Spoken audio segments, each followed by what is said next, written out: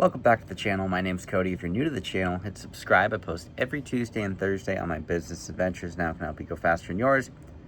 Today is a learning lesson that I got over the last 2 years, and it was reaffirmed to me by a podcast I just listened to. I was listening to a video of a guy that was worth about 20 million bucks, and he was still broke. And I figured, cash-wise anyway. And so my thought process was, net worth is not the most important thing. And you've probably heard that before. It's a fictitious number, but you can have equity in a lot of things and still be broke. If I continued on the trajectory I was going 2 years ago, 3 years ago, I could have probably get to that 8-figure net worth faster, but I would still feel broke. And so my encouragement for you is, as you're building your business up, whichever avenue you take, understand that while net worth is cool, and it is important, it helps you borrow money, what's most important is your access to capital, be it through cash flow, having a liquidity event of some way, shape, or form in your business. That is what's actually going to matter.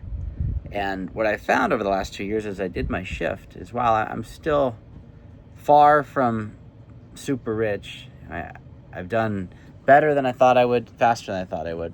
But I meet with the really successful people here in Moses Lake, and the difference between them and me, while they do have a bigger net worth, the net worth is not the focus. It is just the disposable income and the frequency of liquidity events.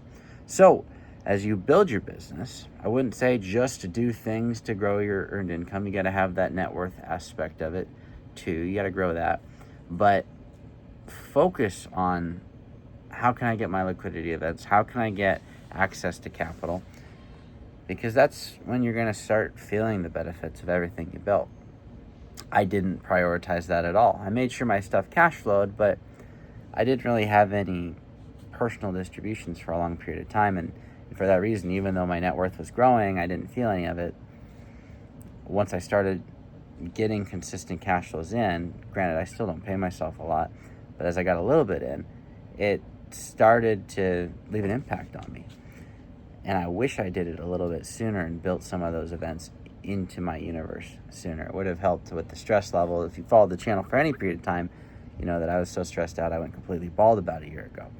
So looking back on those mistakes, my encouragement to you today would be, do the long-term stuff, but make sure you have disposable income built into whatever model you do in excess of what you need to live, so you can stack that liquidity, because the access to capital is what's going to make you feel wealthy.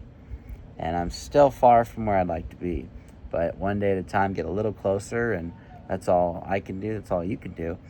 But try and incorporate this in where you are really starting to pay yourself out more sooner. Otherwise, you're going to have more hassle and more stress than you need to have along your journey. Hopefully you can avoid going bald sooner than you have to, though. So anyways, if you like this channel, hit subscribe. I appreciate the support, and I'll see everybody on the next video. Have a great weekend.